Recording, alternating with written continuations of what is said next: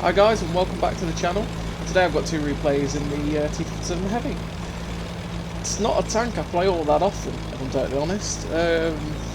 I'm not a fan of this tank. I know there's a lot of people that really enjoy it, really like it, because don't get me wrong, the clip unload speed, the reload and the unload speed are just dank. It can drop at 1600 so fast, but I'm not a fan of the gun handling, nor the mobility, nor the armour, because the armour's not really anything to shout about on this tank, to be perfectly honest. It gets penned very easily. Like, the turret cheeks are easy to pen, the lower plate is easy, the only good bit of it is the upper plate. I'd missed that shot on the Sheridan there. That was a pretty poor shot from me, really. It looked like it got absorbed in the side armour, but I just don't think I hit him at all. From way wide. So we're trying to move up onto this ridge. We're on counter on Ducted Pass, and this ridge is really good. So I'm currently in the platoon with Jack the Ripper, Turkey, and I want to say Swindle. I think Swindle as well. And we just try and take up this aggressive position so we can get shots into their side as they try and poke our guys on the 1-2, because we've gone very heavily on this 1-2 line. I think Jack's tried to stay back in his Badger to try and defend behind us, really, but I'm not too sure anything really does go that way. So currently you got me and Turkey on this ridge trying to harass them as they poke, and I'm just waiting to reload now. Like, I can keep dropping clips. I only got 1 out of 4 in that last clip, which is not good enough. As well as you don't really have the armour to miss too many armour. You don't have the ammo. You don't have the ammo really to shoot loads and miss loads in this tank. This Camp Panzer very obligingly sits there and takes the clip, which, thank you very much, my friend. Thank you for donating your hit points to the T57 Heavy Fund. That's just what you want. When people do that, they think, you know what, I've taken a hit, I'll sit and try and put a shell into this guy, and you just keep dropping the shots. It's perfect for you. Like currently, Fenrir here knows that we are the threat. 2 shells that look like should have hit that cupola, but there you go. The problem is with that E5 cupola, I mean, it's far easier to pen nowadays, especially if you load premium, it's pretty much guaranteed pen, but it's a really troll thing, because sometimes you can pen it with standard, and then sometimes for some reason it just bounces, like you just don't pen them. So like that last clip was poor because we didn't get any pens, and it's just a waste of ammo. So we've loaded heat now to deal with this cupola, and did I say it pens every time? No. 2 bounces. Oh, we pen that one, and we're going to make sure with this one. Yep, there we go, pen 2 out of 4. Again, not quite what you want, but we're slowly but surely whittling him down, because at the minute he is the threat. He's the one that's decided that we're not allowed to do this, basically. He's going to keep looking at us constantly, keep trying to stop us from working our magic. So the sooner we get him out, the better. But currently he's dropped back, and these chieftains, see what I mean by the accuracy sometimes, but these chieftains have obligingly come and sat there, and 3 out of 4 is not bad, but that's the first one was due to the gun accuracy on this. It's just poor sometimes. It's not sniper of a tank. Like, when you're shooting over distance, this tank really does struggle. Because it is a brawler. It's an in-your-face brawler. You want to be in people's faces, dropping the clips, doing hard damage to people. And you usually want backup so that there's someone else there to sponge for you, and to just be a distraction so that you're not taking all of the punishment. So right now we're loaded. That machine looks tempting. We missed that shot on him because he pulls back just in time. We're now being looked at by Karma and his Panzer 7. We're just like, nope, it's not happening.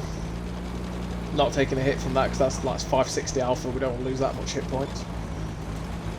So we're just waiting now for hopefully a more opportune time. But he's now decided that I'm the one to be dealt with. So I'm probably thinking at this point, it's not worth it. It's not worth my time currently. Look to see if we can help these guys on the other flank, because I think they're not struggling, but that guy is dying.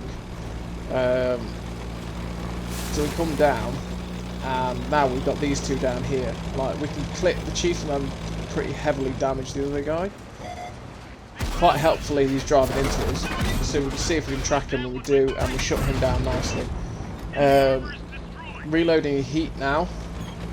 I don't know what I've seen to load the heat, but I'm loading it.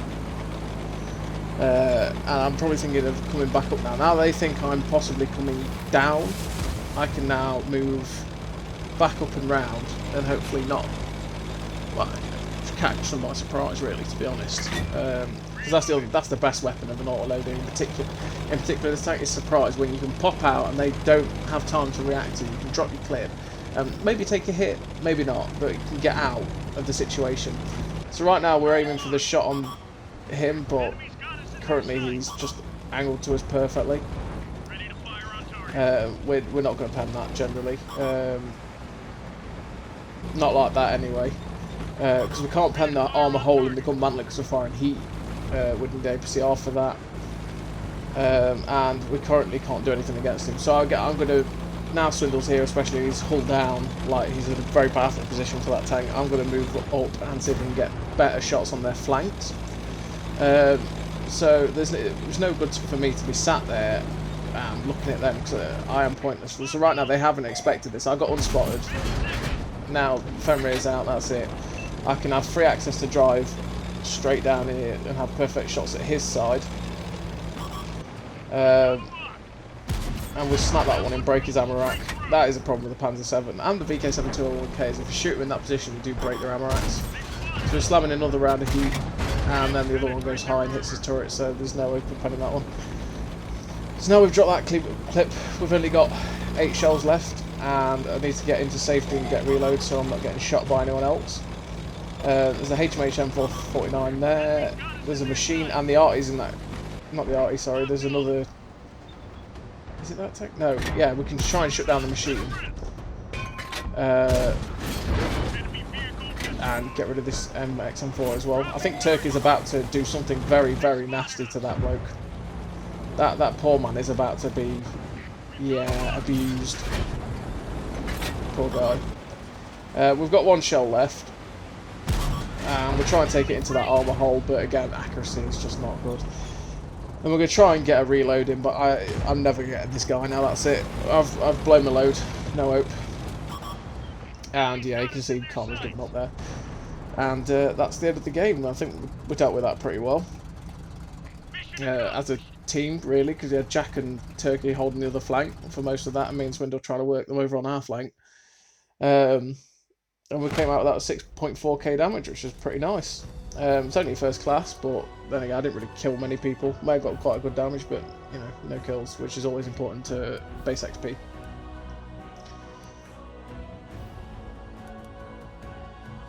And we generally did quite a lot of damage between us all. So that's like 17k damage between the 4 of us. Somewhat like that anyway, 16, 17k, yeah, quick maths.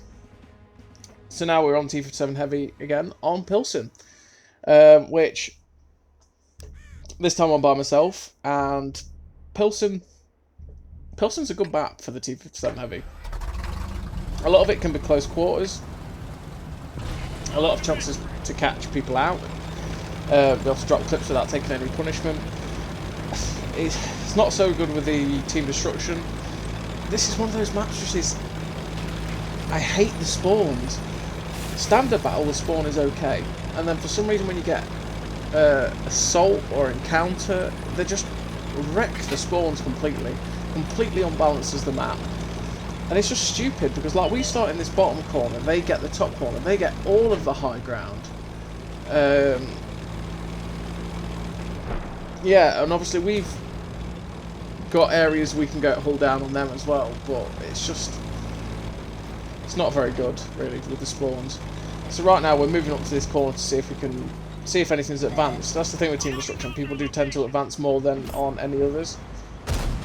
So we start to take a shot at that Death Star, which is extremely risky, because the amount of times I've done that, and a Death Star who has been moving full chat just goes, you know what, I'm just going to snap a shell into the top of your tank anyway. And yeah, so we only pen 1 out of 4 on that guy. Again, disappointing ratio, but you're not always guaranteed to pen the top bar of Death Star. And this is the nerfed Death Star, by the way. So he somehow penned that to 790 very easily with Hesh for 1400. That is painful. So now we know he's loading. We'll try and punish him, but he unfortunately gets away. And here comes a doozy. Off with his head. Get out of here. Get back in the garage. Oh, it's always satisfying when you blow someone's head off, especially when you do it like that as well. You damage them right first shot, and then you just think, you know what, I can shoot it in the same place and it might blow it. And it does. It's so satisfying.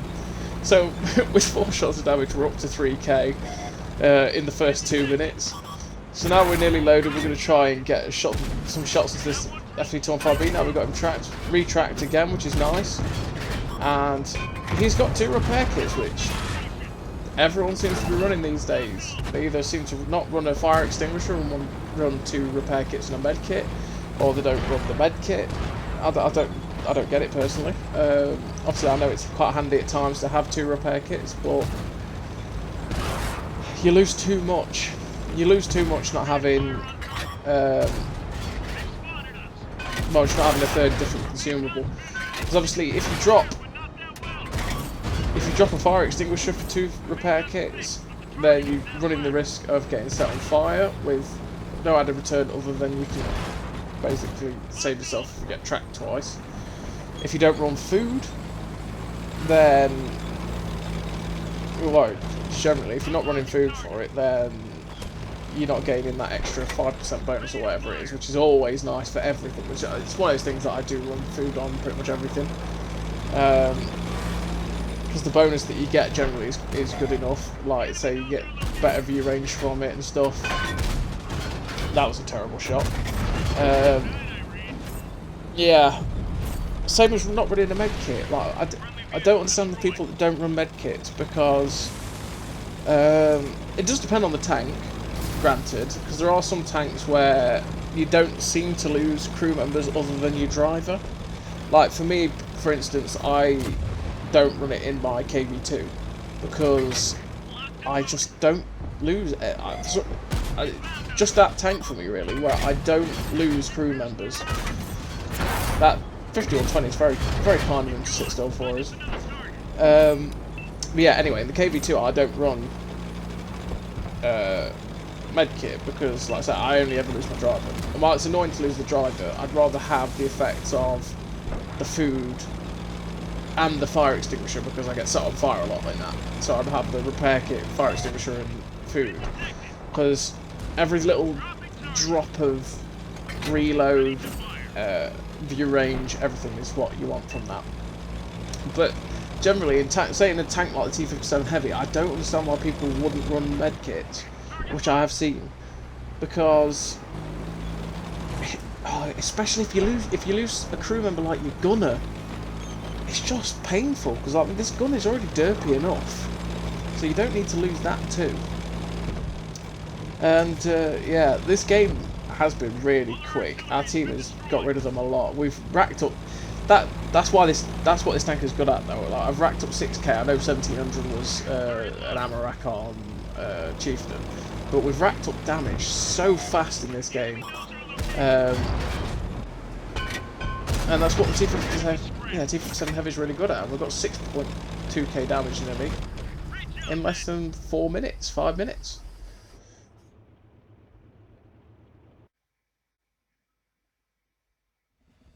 So that's an ace. This is what sometimes you're looking at it going, what have I done differently to get an ace from this game, from the last game, you know? Again, I might have shot at more tier 10s, I don't know.